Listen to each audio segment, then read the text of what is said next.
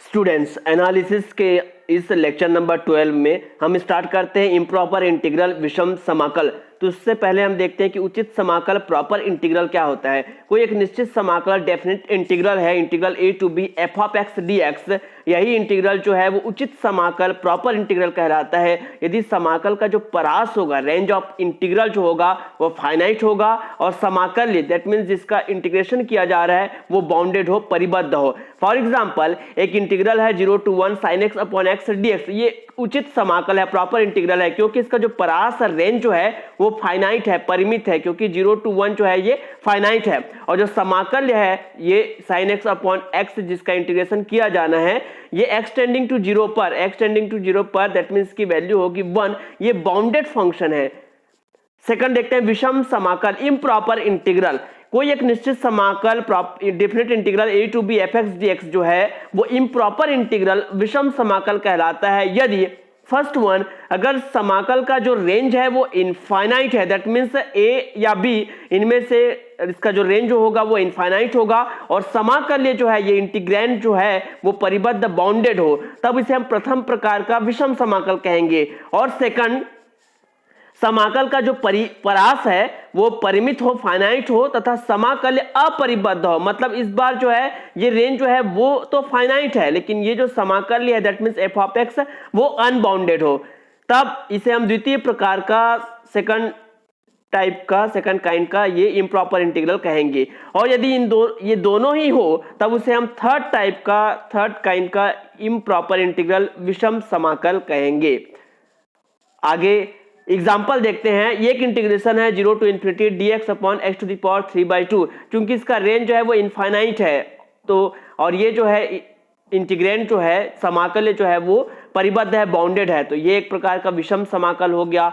यहाँ पर रेंज जो है वो इनफाइनाइट है और x upon x square plus a square dx ये हो जाएगा प्रथम प्रकार के विषम समाकल है। तथा यहाँ पर रेंज तो फाइनाइट है लेकिन ये जो इंटीग्रैंड है, समाकल्य है, वो x इक्वल टू 0 पर क्या है, अनबाउंडेड हो जाएगा। x इक्वल टू अगर हम 0 रखते हैं 1/0 तो ये अनबाउंडेड हो जाता है, मतलब रेंज तो फाइनाइट है लेकिन इंटीग्रैंड जो है वो अनबाउंडेड है, इसलिए ये द्वितीय प्रकार का विषम समाकल है, improper integral for second kind है।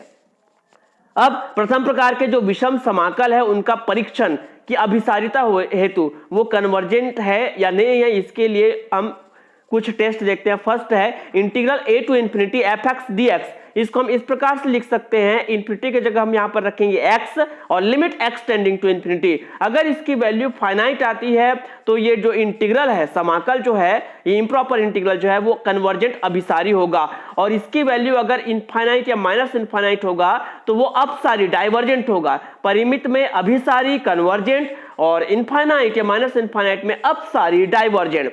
सेकंड, अगर minus infinity to b f(x) dx हो, इस इंफिनिटी की जगह हम x रखते हैं और लिखते हैं limit x tending to minus infinity.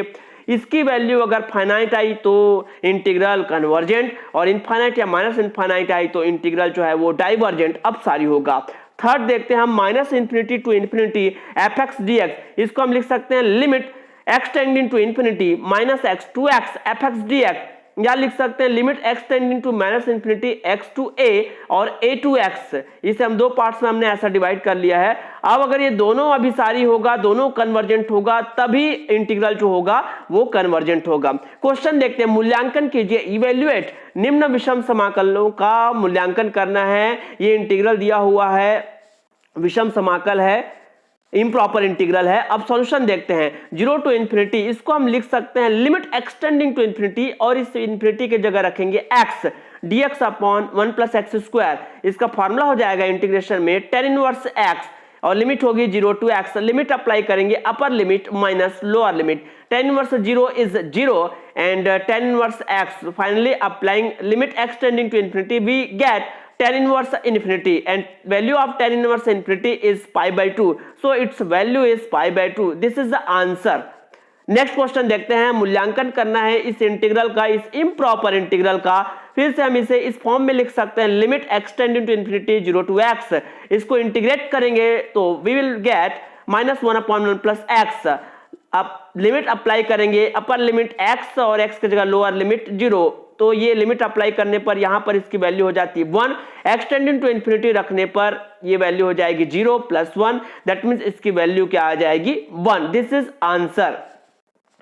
Next question है, निम्न समाकलों के अभिसरण का परीक्षण कीजिए, test for convergence for following integral. ये इंटीग्रल दिया हुआ है इम्प्रॉपर इंटीग्रल, अब ये कन्वर्जेंट है या नहीं तो इसको चेक करते हैं। इसे हम इस फॉर्मेट में लिख सकते हैं, इसे इन्फिनिटी की जगह हम रख देते हैं x और लिमिट अप्लाई करते हैं x टेंडिंग टू इन्फिनिटी। अब इसको एक बार इंटीग्रेट करते हैं तो ये हो जाएगा e to the power minus x और ये माइनस एक्स का हो जाएगा -1 और लोअर लिमिट 0, अपर लिमिट है इन्फिनिटी। अब x के जगह एक बार अपर लिमिट इन्फिनिटी रखेंगे और एक बार रखेंगे 0।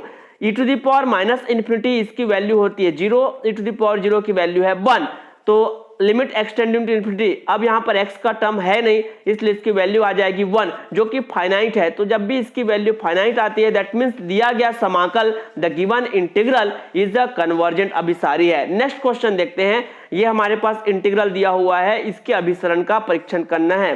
तो सॉल्यूशन में सबसे पहले हम ऐसा इस फॉर्म में लिखते हैं x to x, x tending to infinity.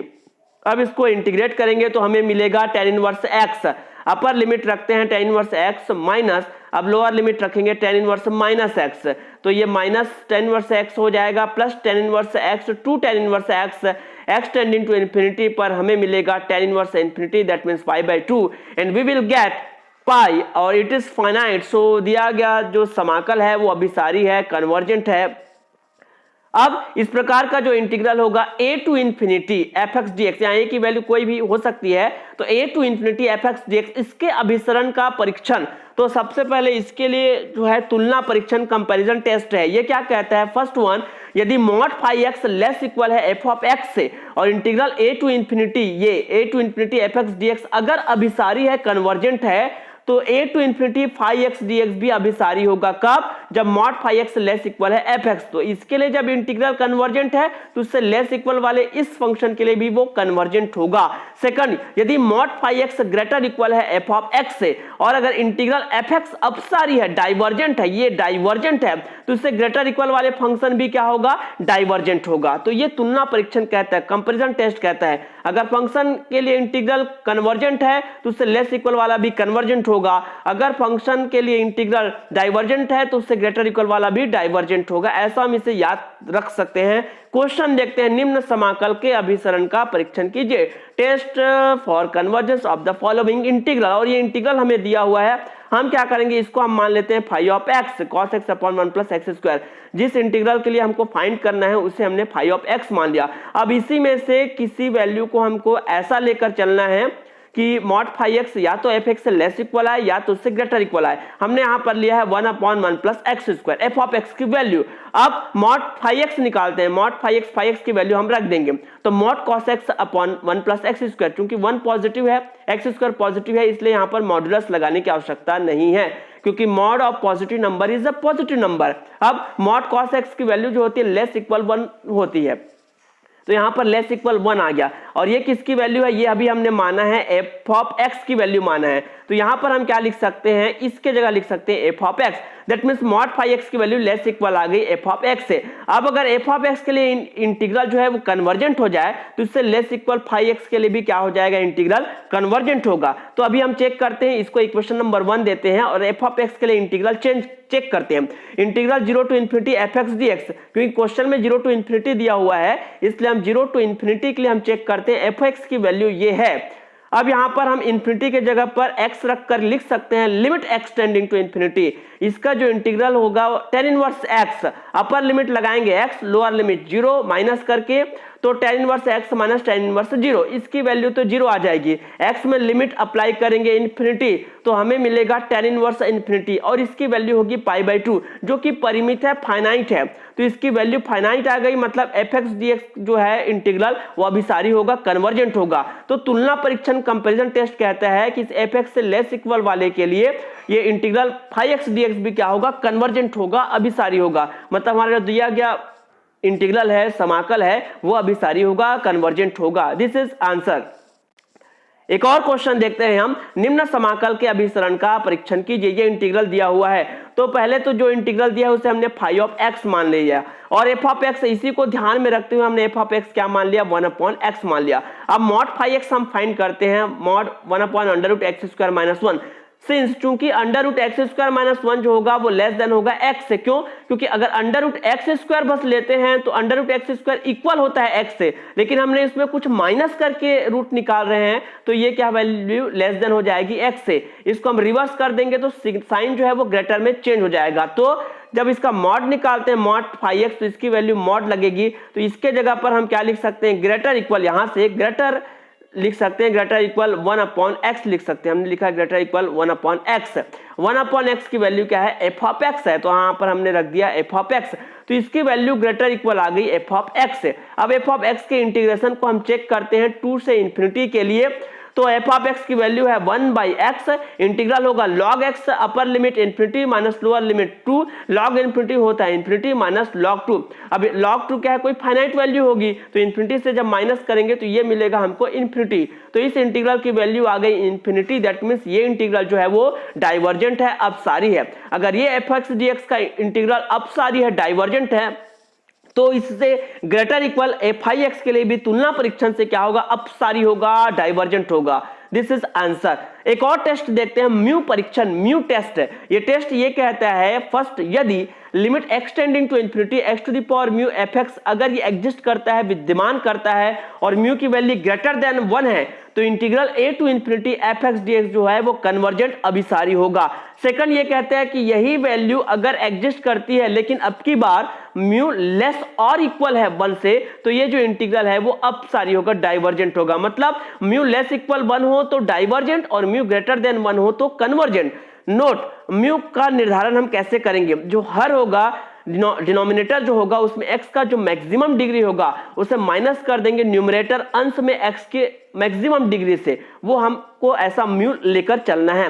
एक क्वेश्चन के माध्यम से इसे समझते हैं। इस इंटीग्रल का अभिसरण का परीक्षण करना है, इसके कन्वर्जेंस का टेस्ट करना है कि कन्वर्जेंट है या नहीं है। सॉल्यूशन में मान लेते हैं ये जो फंक्शन है f of x equal to, ये हमने माना। अब हमको म्यू का निर्धारण करना है इस फॉर्मूले से। म्यू कैसे लेना है, चूंकि ये जो है हर में डिनोमिनेटर में हम देखेंगे x टू द पावर 1/3 को अगर हम इसे अंदर मल्टीप्लाई करते हैं तो फर्स्ट टर्म तो x टू द पावर 1/3 होगा, लेकिन जो सेकंड टर्म होगा वो ऐसा गुना हो कि x टू द पावर 5/6 होगा।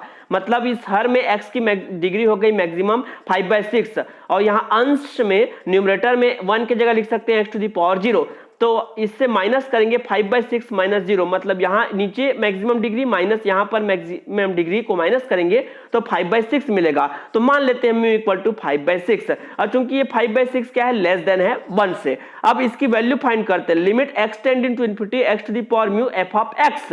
म्यू के जगह रखेंगे 5/6 और एफ ऑफ एक्स की वैल्यू यहां से इसको रख देंगे। अब क्या करेंगे, x टू द पावर 1/2 को कॉमन लेंगे, तो ऐसा हमने कॉमन ले लिया, यहां पर 1/x टू द पावर 1/2 आया। ये दोनों वैल्यू आपस में कैंसिल हो जाएंगे। अब यहां पर x टेंडिंग टू इंफिनिटी रखेंगे तो 1/∞ दैट मींस 0, तो इसकी वैल्यू आ गई 1, मतलब एग्जिस्ट करता है, इसकी वैल्यू एग्जिस्ट है, विद्यमान है। और म्यू की वैल्यू हमने लेस देन लिया है, तो इस म्यू टेस्ट से क्या होता है, अगर म्यू लेस देन हो 1 से तो इंटीग्रल अपसारी होगा। तो यहां पर हमारा जो दिया गया समाकल जो है वो अपसारी है, डाइवर्जेंट है। This is answer. तो आज के लेक्चर में इतना ही।